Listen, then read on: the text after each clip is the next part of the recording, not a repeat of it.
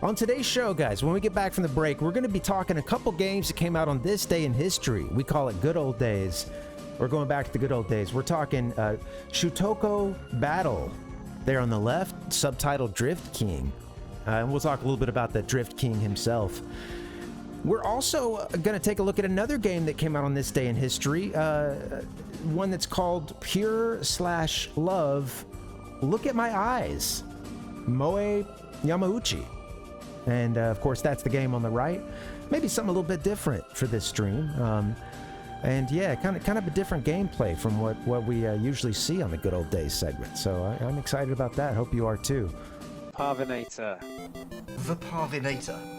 We're going to start with the Good Old Days. I'm going to take you guys back to a time when things were just a little simpler. All right, let's go to the Good Old Days.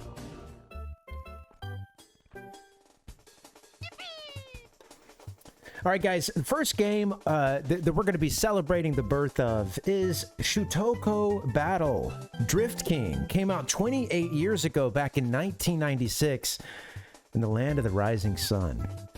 I like this art here. Kind of an interesting one, right? At first, I didn't quite know what we're getting. Then you know, you sort of see, okay, this is like a gauge, right? Cool. All right, we're a tachometer, a speedometer, something, right? We're one of those cool gauges on the top of a car. And yeah, we're talking Japanese racing, tuning, drifting. This is a series, Shutokou Battle.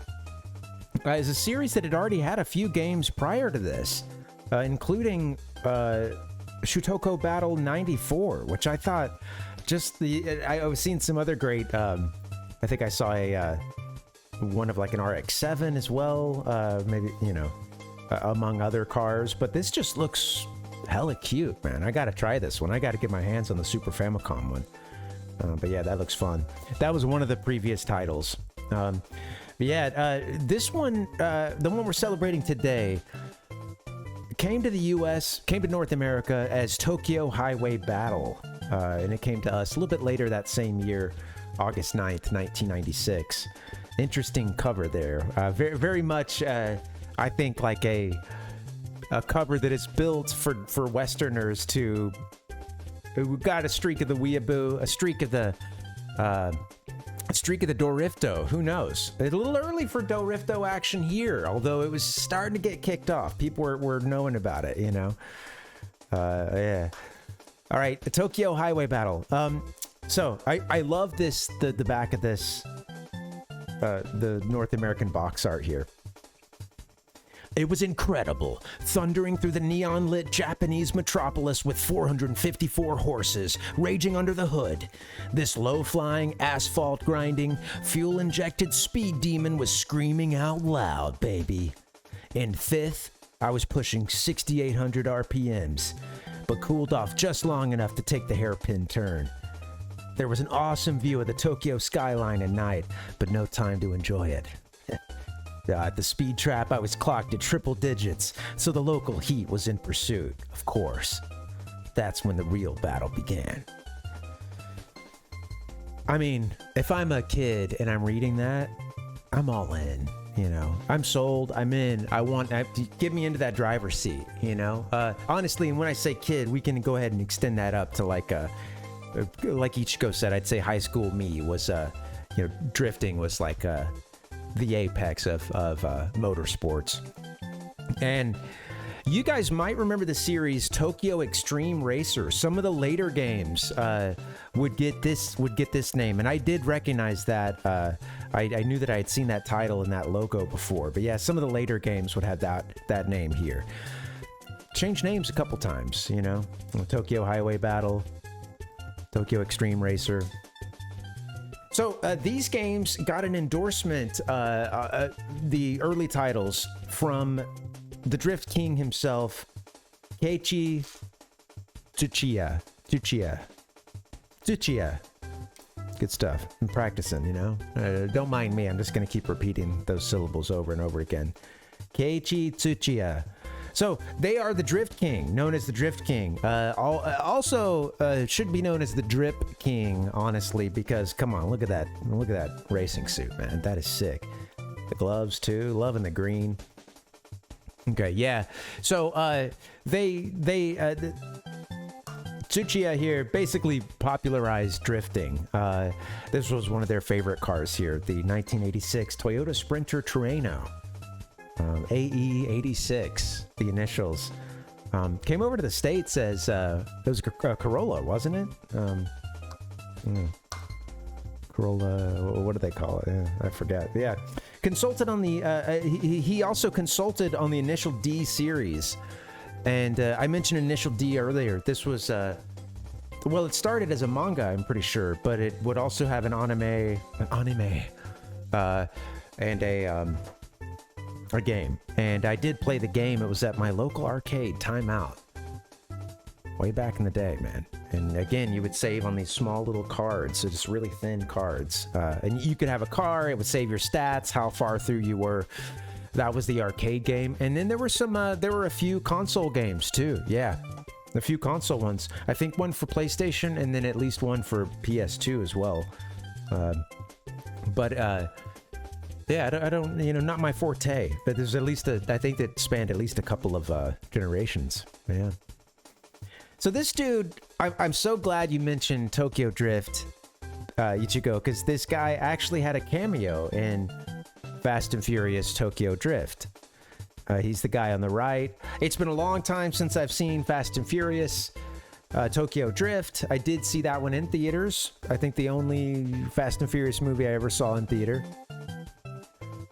And I guess in this scene, one of the main characters, I guess, is like trying to practice drifting, and I think they're kind of sucking ass at that point, and they're not getting it. And these two fishermen are kind of having a moment of like, dude, look at the guy Jin over here, look at this guy. Just like, yeah, a little bit of a roll eye kind of moment, I think. But yeah, that's him. Yeah, very cool. So, more about the game, I guess. There's 3 tracks in the game. There's a scenario mode, a CPU mode, and practice. You could just race against CPU. You could also just practice the tracks. The tracks seemed fairly long because I was seeing a lot of times. These aren't speedrunners, but I was seeing a lot of like 5.5 minutes, 6 minute stuff. They are kind of like winding highway courses. You're riding around on the freeways. Pretty sick lineup of cars that were in the Japanese version barely, they weren't licensed, but they were barely hidden as to what they were.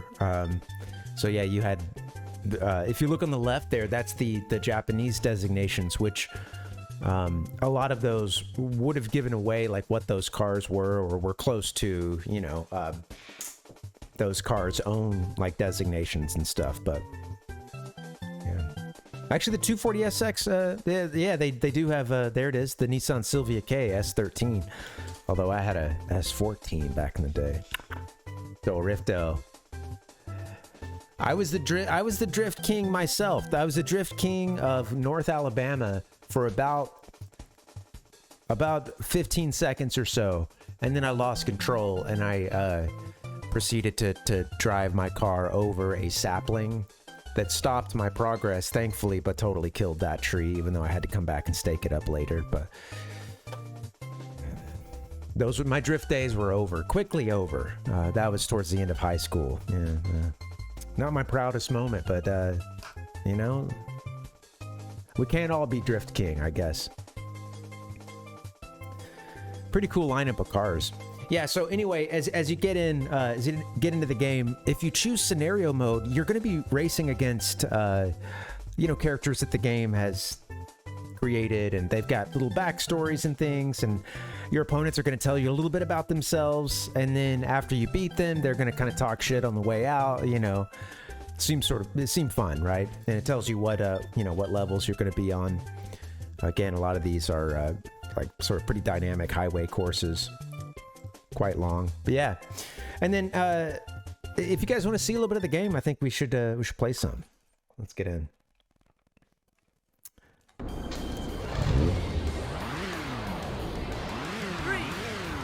2, 1. Thanks for hanging. Happy Friday, gamers. Good to see you.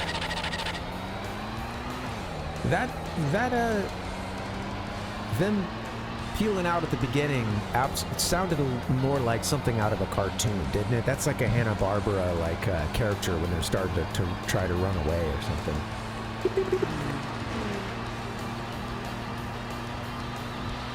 Yeah, good example there, Ichigo. Yeah, I love a good opponent trash talk back then, you know, and of course it would go both ways. Like if they win, you know that they're going to throw it in your face. A lot of fighting games do that. Or at the end, your character just gets horribly, murdered in a very brutal or finished, so to speak, in a brutal manner. But if that doesn't happen, it will at least get to the scene where they talk shit to each other or something,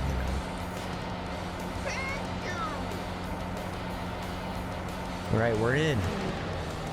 We're on the highway, baby. We're hitting a few walls every now and then, but it's all good. We're driving. Let's see, I think I wrote here, go to 618 for the end of this race. Checkpoint! We hit a checkpoint, beautiful. We're going to move forward just a little bit more. Race is done, and then I want to get to the post-race here. Looks like it's time for a trip to the speed shop. So I think that this was one of the earlier races you can do, I think, and not quite sure, but... yeah, they don't seem to have save data just yet. But yeah, in this game, you're going to be able to do some tuning. You can spend your money or whatever, spend your earnings on tuning these up, I read. Didn't see any of that in this video thus far, but... the pop into the Terreno, huh? Nice. Incompatible. All right, so we're buying parts. Yeah, we're spending points. There we go. I did the gamer news and didn't get a chance to look back at this today, so I'm glad it's mostly as I remember. I want to hear that takeoff one more time. 2, 1, go! That's not even Hanna-Barbera. That's going all the way back, man. That's some Looney Tunes, Wile E. Coyote shit. All right, guys, spoilers for you. The Drift King himself is the final boss in this game and a few of these games that he endorsed, some of those early games. So, yeah, look out, man. I honestly, I feel like I wouldn't want to have it any other way than the Drift King as the final boss. So you got to beat his ass as the last scenario, and I imagine that's not too easy. This game came out for Sega Saturn, too. I know we got a couple Saturn heads around here, and this game did make its way to Saturn in '97. Yeah, and it seemed to look a little bit better. Yeah, definitely got to glow up from the PlayStation 1 to Saturn. But look, we're here to talk about that PS1 version today. Happy birthday to you, the original Japanese version of Shutokou Drift King. Yep. For the PlayStation 1 28 years ago. Why do I freeze up so much when I get to some of these? It's only a few of these Japanese names, but damn. It's embarrassing, you know? I don't speak the modern, rather the gamer tongue, you know? Original gamer tongue, Japanese. Need to keep studying. Otherwise, I'm stuck just stumbling over these names like a dumbass. No good. All right, happy birthday to you. 28 years ago. Look at you. All right, guys, we're going to move on to our second and final game of the good old days. At least today's good old days. We're going to talk about one known as Pure/Electric Love. Quote, look at my eyes. And attributed to Moe Yamauchi. This one came out 6 years ago. Now, this is a title that's maybe a little bit different from a lot of the games that we see. It's the gameplay. I had a little difficulty in the research of this, just kind of getting a handle on what the gameplay was. And at first, I wasn't finding a whole lot of resources on the game, and I eventually did, including a couple of folks playing it on YouTube. But yeah, it's something a little different for this channel. Yeah, Pure/Electric Love. Look at my eyes, Moe Yamauchi. Yeah, again, back in 2018. Now, when I saw Yamauchi, I was honestly disappointed that former President of Nintendo. Hiroshi Yamauchi was not the star of this game. I mean, you know, look at my eyes, right? Like, that's the title of it. And honestly, I can't, you know, come on. Stunning, right? Mesmerizing. Now, I don't know if Nintendo's too woke to do that or what, but honestly, you know, I think missed opportunity, right? Missed opportunity. They didn't have the guts to name this game after him, but, you know, what can you do? Now, when I went to look this game up, it was a bit confusing. I found myself on Nintendo.com, and I was immediately hit with an age verification site. Pop-up, you know, which I don't think I'm usually accustomed to. So, you know, right off the bat, I'm like, whoa, what kind of game is this, right? What are we getting into here, you know? You know, so I go into it and I see for $5, right, the affordable price of just $5 USD, you can buy Pure/Electric Love, Look at My Eyes, Moe Yamauchi. And then I saw that you could also view some DLC, right? I was only able to, you know, to have it be big enough, I was only able to grab a couple screenshots here, but there were lots of additional scenarios, as you can probably imagine. No explanation as to what these scenarios are, mind you. And I do get a description of the main game itself, because what is this, right? What's our gameplay? You know, yeah, what are we getting into? Here we go, right? Pure/Electric Love, Look at My Eyes, Moe Yamauchi. Electric Love, a love likeness pseudo talk game, Electric Love, that is a topic in the smartphone. A little embarrassing in a conversation that pounding, romance skill up. Moe Yamauchi, free model, birthday, May 3rd. Happy birthday, right? That's why we're here. Hobbies, games, cooking, nap. And 3 size B88 centimeters, right? We got their measurements here, right? Here we go. We got the 3 measurements here at the bottom. Now, it's again, still, I'm like stumbling as to what I don't understand, right? Why there's measurements here at the bottom. We've got like you're kind of getting into a biography at the bottom. So I'm wondering if this is kind of similar to Yakuza Zero's telephone club minigame. Any Yakuza freaks out there? I've been playing through Yakuza 0, and there's a point where you get to these Teta, what do they call them? Like Teta Club, or, you know, telephone club things. And anyway, yeah, you're supposed to kind of play this sort of almost like a timing game. I mean, think of it more like, I don't know, it's not a rhythm timing game, but you have to do that to basically have a conversation to sort of mac on someone through this, who's on the other end of the line, right?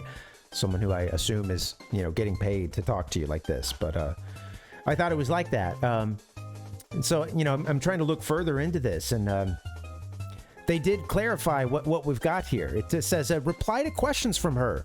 Please her. Sometimes a little annoying. And I was thinking, okay, it's a Beatles reference, right? Please me. Please her. Sometimes a little annoying. Kakehike is important for love affair. Now, I don't know what kakehike is. At press time, I wasn't able to discern that. But it's important for love affair. Mail arrives according to the contents of the conversation. You also have movies attached. And then a nice ellipse there for, hey, happy Friday, Sid, welcome. The end of the conversation will change depending on the choice. Okay, right. So I'm getting like a dialogue-based game with, you know, probably multiple endings here, right? You know, in which the things that I select, the dialogue I select is gonna, of course, kick off a dialogue tree or something. It's gonna lead to certain actions, maybe having new characters join my party or starting a fight or things like that, right? Did I finish that? Oh yeah, let's aim at perfection, right? Love that too. Keeping it positive. And there were a few Redditors who did the homework for me, because apparently I wasn't getting this at first. And they said, Mind you, this was for a similar title. We'll talk about it later. A very similar title. Seems like it's made by the same folks, and pretty much a kind of a Pokemon Red and Blue situation here, or a Pokemon Green and Red if you're Japanese. Right? Two games very similar. Nintendogs, right? Several, couple versions. Anyway, apparently the versions are similar, and this lovely Redditor here said, I've seen this one. It's like $5, and you get 1 or 2 scenarios, and each scenario unlocks more cosplay picks. After that, you have to buy DLCs to get more scenarios and picks. So it's some kind of like cosplay-based RPG or something. I can buy that, right? In the game, you get pre-recorded voice clips. Cool. So there's voice acting, and engage in a discussion where you can answer yes or no or something, and getting the right answer gets you the picks. Dialogue trees, right? It's really just a cash grab for thirsty teens. Just look at her pictures online. It's like it's kind of following up and until the last line, and then they lose me. I mean, I get like, right, a lot of anime, manga, stuff, right? Much of it can be aimed at teenagers, certainly not all, but so I was able to pull a video from a Japanese streamer, not streamer necessarily, but a YouTuber at least. If you guys want to see that, let me mute the band here. Thank you, Mario. All right. Pulling this up for the Nintendo Wii. I think I forgot to mention what system it was for, but I did say we're at Nintendo.com, right? Yeah. Oh, I said Wii. I meant Switch, rather. Sorry. I'm an idiot. I should just shut up and enjoy the gameplay. All right, so we're going to get in here, right? The tension is building. Oh, so like right out the gate, we're starting with a cutscene of a phone call. もしもし、前だよ。初めての電話、ちょっと照れちゃうね。ちゃんと繋がってるよね。Now we are playing the Japanese version, so I can't really help you with these. With the dialogue here. I wanted to see the artist's original intention with this game. Maybe not the best idea with like a RPG, This seems similar. This seems very similar to like the start of Dragon Quest 3, where you're doing like a personality test. I'm just gonna pause it for a second. Where you're doing like they have you do this personality test to try to determine what like your personality sort of determines stats and things like that, and yeah, seems kind of nut. Definitely on the ASMR side too, huh? Sid, yeah, there's a very relaxed direction with the voice acting so far. Yeah. I think I'll skip ahead a little bit. Okay. So pretty long cutscenes. I should probably skip past that. That seemed to... I was kind of surprised to see like they have some live action cutscenes too, I guess. Seemed like she had just killed and defeated an enemy or something. I do want to head back for just a second. What? Okay. We're going through like a gallery of the different like outfits and things. Yeah, it was this. So, yeah, so these are like different equips, like a jacket, stockings, cup. These are all change stats, right? And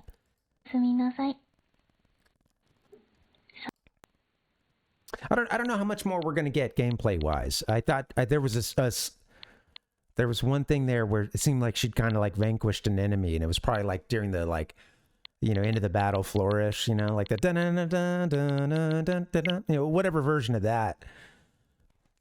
And it seemed like she was kind of like sitting on top of a vanquished enemy or something. Man. Yeah. I'm I do regret. There were a couple games I had to pull today. I don't always I'm not able to give every game its due, and and research it the way that it deserves. So I'll have to leave that up to Parvination. I'm gonna expect you guys to check this out. I'm not a big fan of DLC in general, so no one's asked. I get that. But yeah, $5 was the purchase of the main game, and then the additional DLC were a lot of them were. Yeah, you're gonna have to throw a few more bucks at it, I suppose. Get those scenarios. So if that's your thing, you should go for it, and you should report back and let me know what's going on with that game, because it seems like some sort of indie title. And if that's not your thing, again, there were other similar titles from this same group, like Pure/Electric Love. Quote, what do you want? Eri Kitami. So maybe I think that this is more of the like you have a couple of titles here. The other one was a little more on sort of the like kind of fun side, and this one's kind of going for more of a rawr, a little that's their kind of version of Pokemon Red and Blue. I don't know. Interesting, yeah.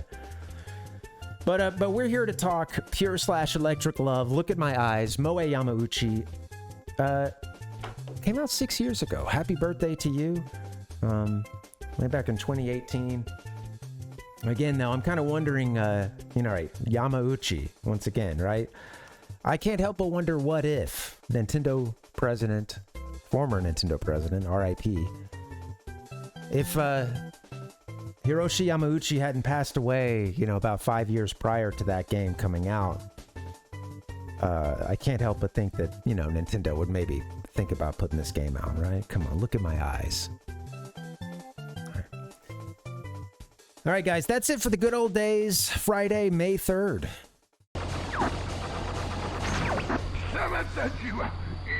Oh crap.